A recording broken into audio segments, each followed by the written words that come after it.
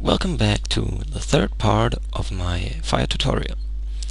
I forgot something in the last part. I forgot to connect the final composite output with our changed image. It was connected with our original image.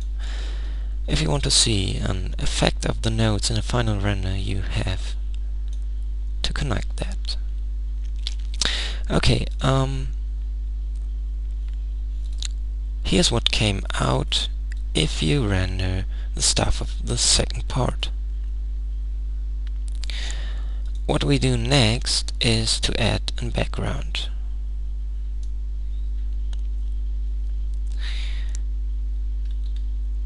So I just add for a demonstration a cube, scale it a bit, yep, so that the camera and fire is in the cube.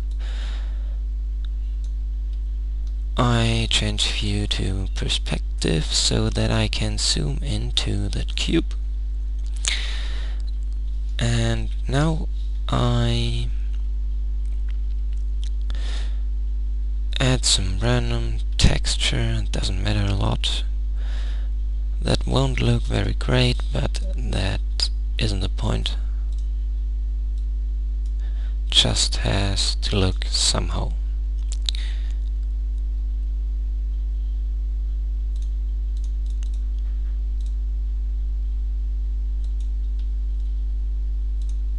Okay. Now if I render this, the image will look very weird. This is because we changed a lot through compositing, and the background is changed as well. So we need to move that cube to a different layer. We select it, press M, and now we select a different layer, the second one. Now it's disappeared, but if I choose the second layer here, there it is again. First layer, there are the particles. Now we go into the scene buttons, render layers. Our first layer we just call particles. And now we add a second one. And we call that geometry. The geometry will only render the second layer. The particles will render the first layer. I forgot something. I have to move the light to the second layer as well.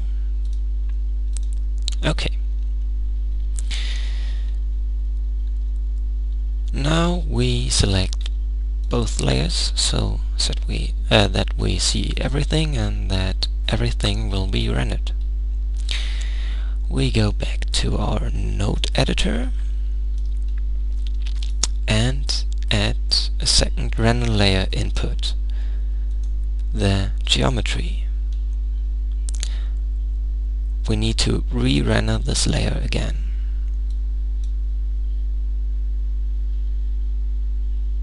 Okay.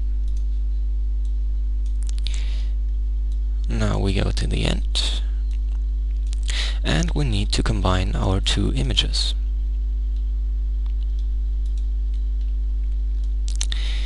So we combine them through an alpha over. We select color alpha over our first image, and yeah, not exactly our second image. Our second image doesn't have any alpha values anymore through all our manipulations. So we need to set its alpha first. We choose converter, set alpha, select our image,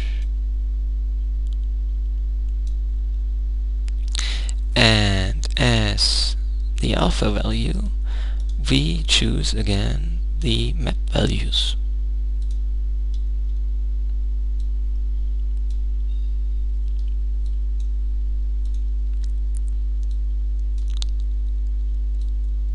Okay, Now we have an image with an alpha value which is determined on the brightness of the image, and we connect that with our alpha over.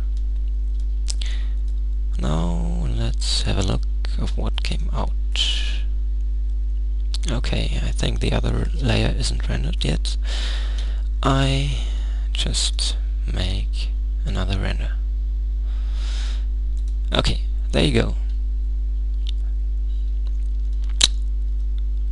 You have to connect the output with the final composite output again.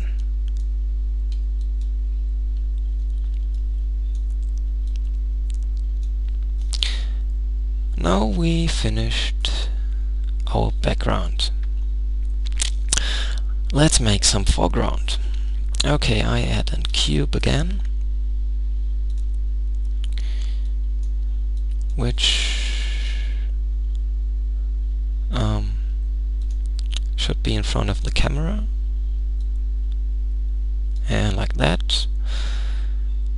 Okay, that cube goes into the same layer, geometry. But now we select the light to go in a third layer.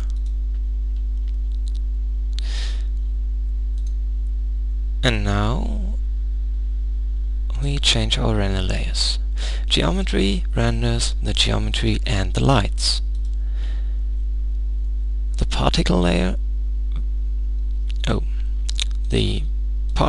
will render particles and geometry, so that geometry can be in the foreground, but it will only be black because there's no light.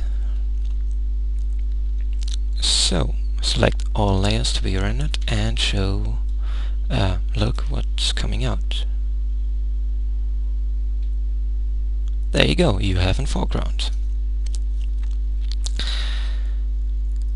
Okay, that's it for the third part of my tutorial. The last part, the fourth part, will describe an ascending heat effect. See you there.